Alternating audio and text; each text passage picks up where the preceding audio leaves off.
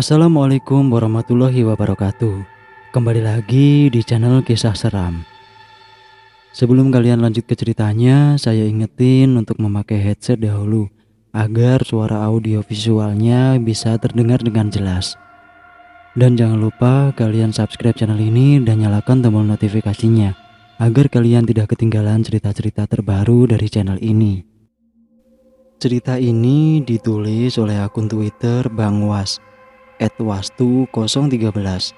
Jika kalian ingin membacanya langsung, kalian bisa follow akun Twitter beliau.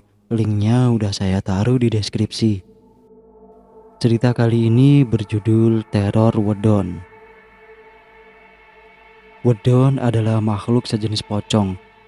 Namanya kurang begitu terkenal dibanding dengan pocong, kuntilanak, genderuwo, buto ijo, tuyul, dan lain-lain. Namun namanya tidaklah asing bagi sebagian masyarakat di tanah Jawa. Sosok Wedon terkenal sebagai makhluk yang jahat, di mana dia suka mengganggu manusia, bahkan bisa melukai dengan cairan ludah yang disempurkan. Bisa juga itu merupakan kiriman dari dukun ilmu hitam untuk melakukan teror di suatu wilayah. Peristiwa teror Wedon ini terjadi di sebuah desa yang berada di kota kecil di Jawa Tengah. Pelakunya sendiri adalah seorang warga desa setempat. Dikarenakan wilayah itu adalah lokasi yang dapat menghasilkan beras dengan kualitas terbaik. Dari situlah pelaku meminta bantuan para dukun untuk meneror warga dengan tujuan agar mereka mau menjual sawah dan tanahnya dengan harga yang murah. Yang mana tanahnya nanti akan dibuat sebuah perkebunan dan sawahnya akan ditanami dengan padi. Sore itu, warga yang sebagian besar berprofesi sebagai petani sedang bersiap pulang kembali ke rumah masing-masing. Namun sebelum itu, seperti biasa mereka sejenak menyempatkan diri untuk sekedar mengobrol dan beristirahat sambil menikmati sebatang rokok sebelum maghrib tiba. Pak Wiro yang biasa disapa Pak Wir, beliau ini adalah ketua RT serta ketua paguyuban petani di daerah tempat tinggal sekitar. Udah mulai musim kemarau Pak Wir, alhamdulillah airnya gak kering, ucap Pak Pujo memulai percakapan.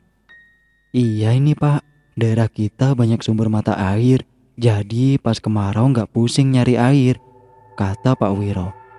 Sesaat sebelum maghrib menjelang, Pak Wir pun mengajak para petani untuk kembali ke rumah masing-masing.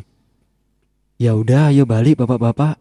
Mau petang ini, siap-siap berangkat ke musola, ucap Pak Wir sambil menaiki sepeda kesayangannya. Para petani itu pun mulai membubarkan diri dan bersiap untuk kegiatan selanjutnya. Ada yang mandi kemudian menuju musola, ada yang masih menyiapkan pakan untuk ternak mereka, ada yang hampir ke warung untuk sekedar membeli kopi dan gula. Malam itu selepas Isya, para warga berkumpul di pos ronda. Kegiatan itu mereka lakukan setiap hari demi menjaga keamanan desa mereka. Sebut saja Pak Baskoro. Beliau adalah seorang pebisnis yang terkenal, ramah dan dermawan terhadap warga sekitar. Beliau mempunyai sebuah peternakan sapi yang berjumlah puluhan hingga ratusan ekor. Peternakan itu berada di ujung desa agar bau kotoran sapi itu tidak mengganggu warga sekitar. Bisa dibilang bisnis yang ia tekuni ini terbilang sukses. Setiap minggu beliau ada permintaan untuk mengirim sapi hingga keluar daerah. Kopinya udah apa belum bapak-bapak? Sapa Pak Baskoro dengan ramah waktu itu menghampiri mereka. Wah belum ini bos, hehe. Jawab Pak Cipto sembari tertawa. Ci, bilang sama Lejum, suruh buatin kopi buat bapak-bapak. Sekalian suruh gorengin singkong sama pisang yang dipanen siang tadi. Perintahnya kepada Parji orang kepercayaannya. Sendiko dawuh Bopo, jawab Parji sembari berlalu melaksanakan perintah Pak Baskoro. Di dalam pos tersebut terlihat sebuah rumah yang cukup besar, serta pekarangan yang luas dikelilingi oleh pagar yang cukup tinggi. Ya, itu adalah rumah Pak Baskoro yang terletak di depan pos ronda. Hampir setiap malam Pak Baskoro selalu menyediakan kopi hingga cemilan untuk bapak-bapak yang sedang berjaga di malam itu. Sekitar 30 menit berselang, kopi beserta singkong dan pisang goreng sudah tersaji di depan mereka. Silahkan bapak-bapak, silahkan dinikmati mumpung masih hangat, ucap Pak Baskoro. Wah, terima kasih banyak Pak Bas, setiap hari kok jadi ngerepoti, ucap Pak Wir sembari menunduk.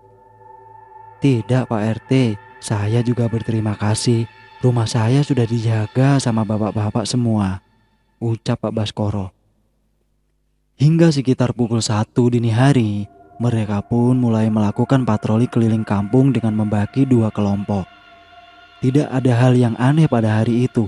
Suasana desa masih tetap seperti biasanya dan warga lain pun masih beraktivitas seperti biasanya. Hingga hari berganti, suatu hal yang buruk menimpa para petani.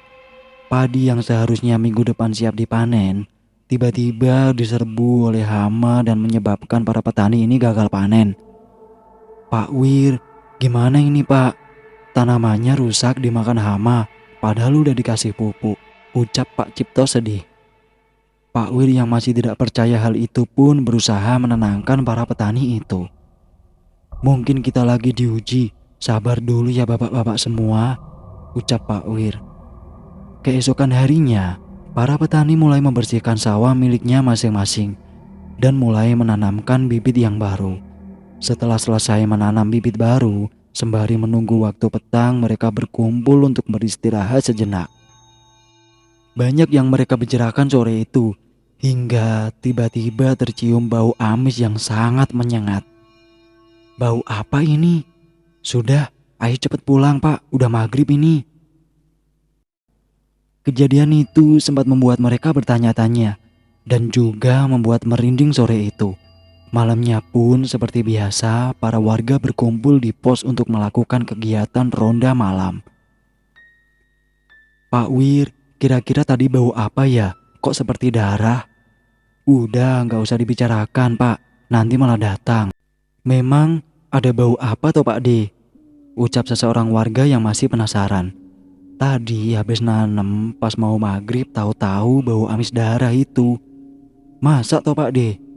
Kamu ini kok malah nggak percaya? Ini loh bapak-bapak di sini saksinya, jawab Pak D. Bener begitu Pak Wir. Udah, nggak usah dibahas, nggak usah diomongin lagi. Nanti kalau datang bahaya. Suasana pun sedikit mencekam pada malam itu. Tumben Pak Bas kok belum kelihatan nawarin kopi ya. Hus, jangan berharap kepada orang terus toh Pak D. Ya mungkin Pak Bas ada keperluan di luar. Bos besar itu rusanya kan banyak, gak cuman menyediakan kopi buat kita aja, jawab salah satu warga yang pada waktu itu juga ikut ngeronda. Masing-masing tiap satu malam menyiapkan kopi buat ngeronda. Sekarang jatahnya Pak Man kan yang menyediakan kopi. Iya Pak Wir, sebentar saya ambil teko sama gelas. Pak Parman pun kembali ke rumahnya untuk membuat satu teko kopi untuk menemani bapak-bapak yang sedang bertugas ronda. Saat sebelum sampai di pertigaan desa, Pak Man tiba-tiba mencium bau amis yang cukup jelas. Yang buang bangkai ini siapa ya? Baunya amis sekali, gumam Pak Man sambil menutupi hidungnya dengan sarung. Saat mulai mendekat, ada sekelebat kain putih yang menghantam pohon di pekarangan kosong tersebut. Buk! Pak Man yang terkejut segera berlari mendatangi asal suara tersebut. Siapa itu? Sini keluar!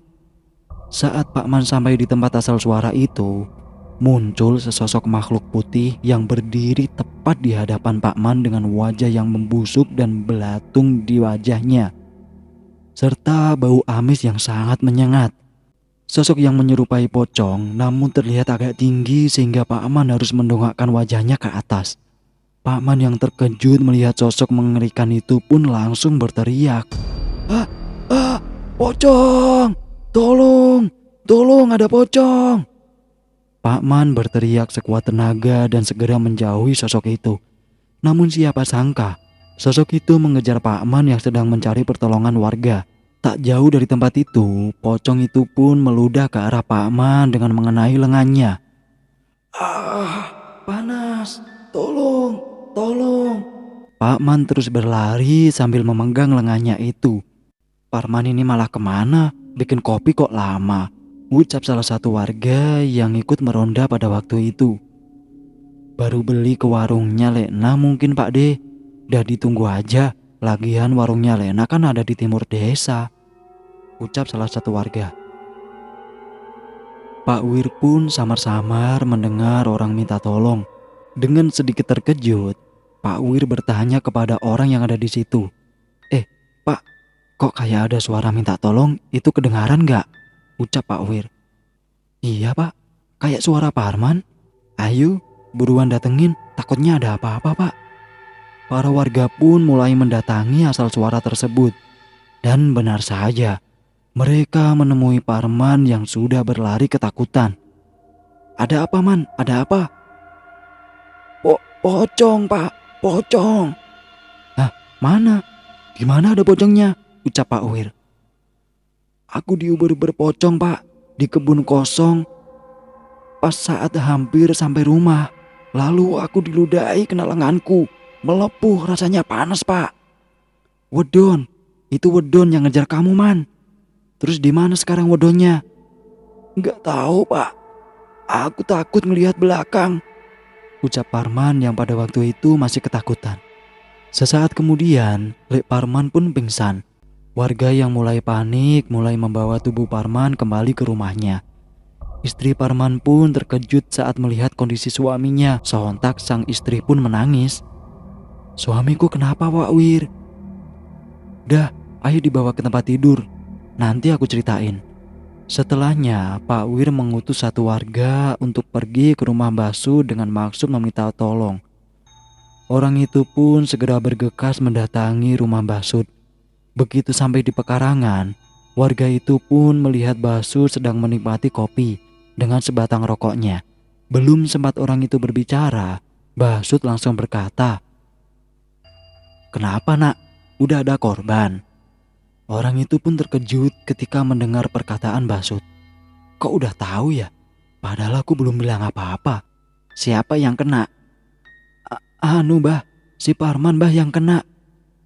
Ya udah, kamu duluan ke sana. Aku mau ambil air dulu, ucap Mbah Sud.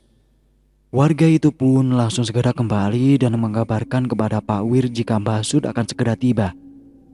Tidak lama berselang, Mbah Sud tiba-tiba dan langsung mendatangi Lek Parman yang menjadi korban wedon tersebut. Sambil merapal sesuatu, Mbah Sud mulai mengolesi luka yang ada di lengan Parman dengan air yang ia bawa. Luka yang sebelumnya nampak melepuh itu perlahan mengering. Namun, luka itu tidak dapat hilang dan menjadi seperti luka bakar. Nak, bekas luka ini gak akan bisa hilang, akan terus membekas selamanya. Tapi kamu gak usah khawatir. Semoga saja besok kalau suamimu udah bangun, tangannya udah gak terasa sakit, ucap Mbah Sud. Iya Mbah, terima kasih sekali, ucap istri Parman sambil sesenggukan. Begitu selesai, Mbah Sud menuju teras rumah untuk duduk-duduk dan meminum secangkir kopi yang disiapkan oleh anaknya Parman. Pak Wir pun mendatangi Mbah Sud yang sudah duduk dengan maksud untuk bertanya sesuatu. Mbah, siapa Pak Wir? Ada orang yang mau neror kampung sini. Entah apa maunya. Wedon-wedon itu gak bakal pergi dari sini sebelum bisa menemukan siapa pengirimnya. Atau bisa membunuh setan-setan itu. Ini ilmu hitam dan mengabdi sama iblis. Kalau caranya seperti ini, akan banyak orang mati karena ulah manusia itu, jawab Mbah Sud. Pak Wir yang kaget mendengar pernyataan Mbah Sud hanya bisa duduk lemas. Lalu bagaimana Mbah?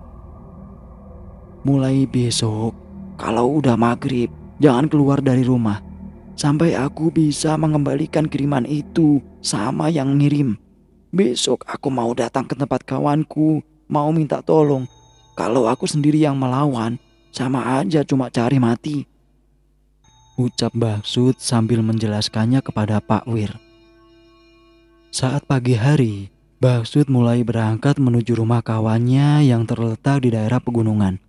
Butuh waktu 2-3 hari untuk sampai di sana. Menjelang malam, keadaan desa menjadi lebih mencekam. Tidak ada aktivitas warga di luar rumah. Jaga malam pun mereka tiadakan untuk menghindari hal-hal yang tidak diinginkan. Waktu tengah malam pun tiba. Di rumah salah satu warga ada yang mengetuk pintu. "Siapa ya?" Tidak ada jawaban yang terdengar dari balik pintu. Hanya suara pintu yang terus diketuk. Saat pintu dibuka, tidak ada siapa-siapa di luar sana. Loh, kok nggak ada orang? "Mau kemana, Pak? Kok buka pintu? Jangan keluar-keluar dulu. Baru banyak setan." "Apa kamu nggak denger, Bu? Ada yang ngetuk pintu." "Enggak, Pak. Lah siapa juga yang mau bertamu tengah malam kayak gini? Ada-ada aja. Dah, ayo tidur," sahut istrinya. Saat berbalik, tiba-tiba pintu itu kembali diketuk. Namun ketukan kali ini lebih keras dari yang sebelumnya. Dan yang lebih menakutkan lagi, ada bau aneh yang tiba-tiba pintu itu seperti digedor dengan keras secara terus-menerus hingga terlihat bergetar. Orang itu pun mulai memberanikan dirinya untuk mengetahui apa yang ada di balik pintu itu. Pintu dibuka kembali, tapi tetap saja tidak ada siapa-siapa di luar. Dengan perasaan yang campur aduk, mereka mulai ketakutan. Dan cepat-cepat mereka menutup kembali pintu itu. Saat berbalik, sosok itu sudah berada di dalam rumah. Sosok itu muncul dengan bentuk yang sangat menyeramkan. Mereka kaget, hanya bisa diam dengan mata yang melotot dan mulut yang menganga. Mereka tidak menyangka jika makhluk itu akan datang ke rumahnya.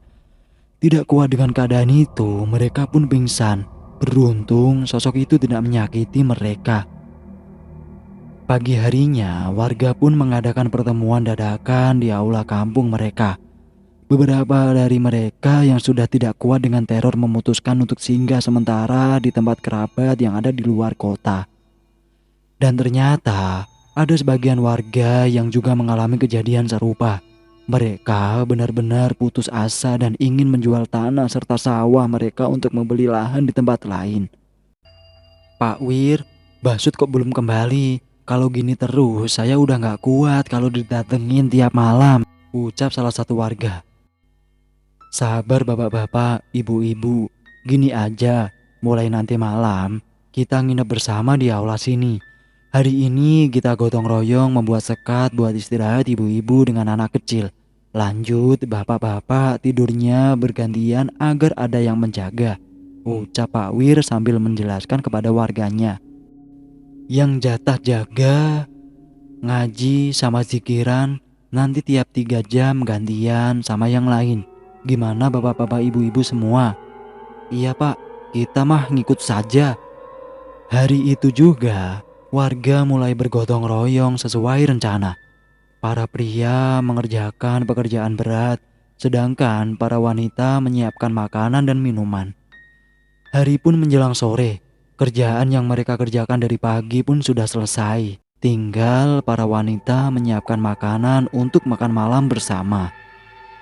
Setelah makan dan beribadah, ibu-ibu serta anak kecil pun mulai masuk ke ruangan yang sudah disekat. Dengan beralaskan tikar dan selimut yang mereka bawa dari rumah, mereka pun mulai bersiap untuk tidur. Sedangkan bapak-bapak mulai untuk berjaga dan mengaji. Lantunan ayat suci terus-menerus dibacakan bersama dengan maksud memohon pertolongan dari Yang Maha Kuasa. Saat malam mulai larut, tiba-tiba terdengar seperti suara ledakan tepat di atas aula tempat mereka menginap. Teror pun dimulai dengan suara ledakan dan diikuti dengan suara-suara yang menyeramkan serta bau busuk yang menyengat. Astagfirullahaladzim. Tak sampai di situ, aula tempat mereka menginap seperti dilempari kerikil-kerikil hingga menimbulkan bunyi yang tak beraturan. Warga mulai mengintip keluar, terlihat puluhan wedon mengepung tempat mereka berkumpul. "Gimana ini Pak Wir? Bisa-bisa yang di dalam sini mati semua karena ketakutan Pak Wir," ucap salah satu warga yang ketakutan. "Hidup mati sudah ada yang menentukan. Kalau kita harus mati di sini udah takdir yang kuasa. Jika belum kehendaknya tidak mungkin ajal mendatangi kita. Percaya sama Gusti, jika pertolongan itu bisa datang dari mana saja.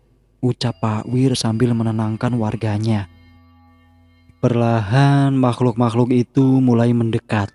Warga yang sudah putus asa pun mulai pasrah. Namun tiba-tiba dari kejauhan terlihat bola-bola api yang datang menyerang sosok-sosok wedon itu. "Pergi kalian dari sini, kembali sama majikanmu. Kalau tidak, akan kubunuh kalian semua." "Mbah Sud, suaranya Mbah Sud." Warga yang penasaran mulai mengintip kembali. Dan benar saja, terlihat Mbah Sud bersama 4 orang yang sedang berusaha membunuh para sosok itu. Sosok itu mulai menyerang balik dengan cara meludahi Mbah Sud beserta 4 orang temannya. Pertarungan sengit berlangsung semalam suntuk. Sosok bodon itu mulai berkurang jumlahnya. Ada yang kabur dan ada yang masih melawan. Hingga tersisa satu makhluk. Mbah Sud berusaha untuk menangkapnya. "Tangkap! Jangan sampai lari!" Dengan sisa tenaga yang susah payah, akhirnya sosok wedon itu berhasil ditangkap dengan menggunakan sejenis kain bertuliskan aksara Jawa. "Siapa yang mengirim kamu? Kalau kamu mau mengakui, akan aku lepaskan.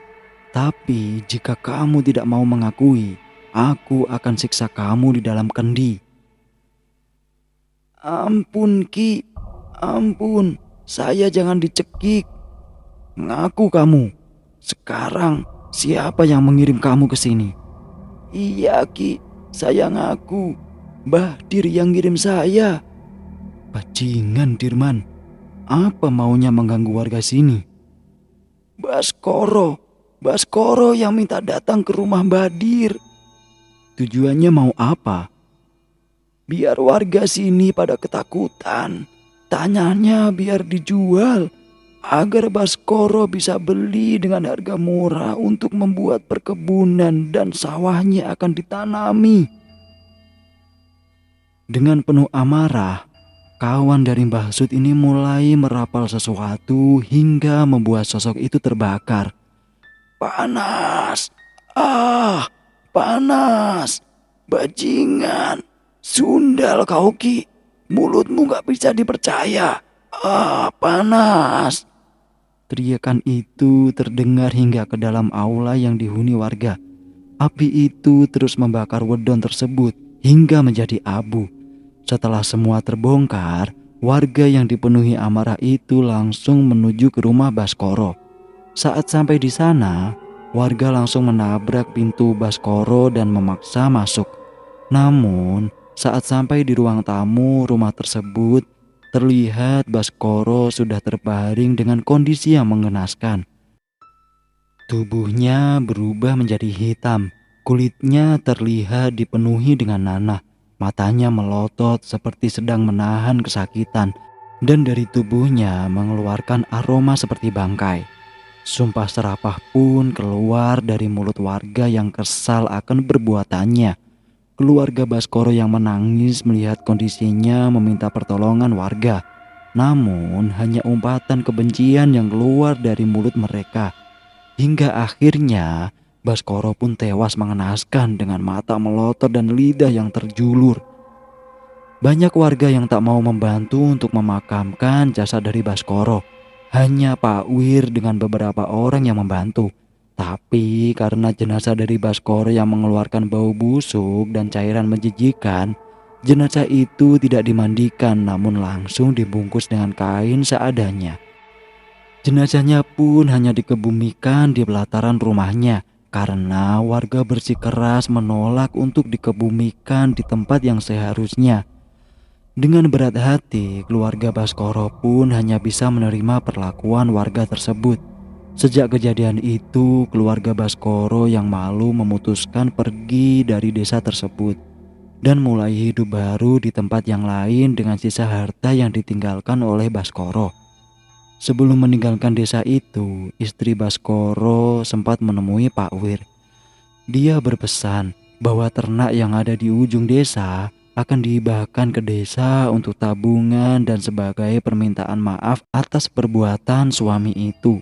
Setelahnya, aktivitas warga desa mulai normal kembali seperti hari-hari yang dilalui sebelum teror menghantui desa tersebut. Aula yang sebelumnya dijadikan tempat menginap sudah dibersihkan dan dipergunakan sebagaimana fungsinya.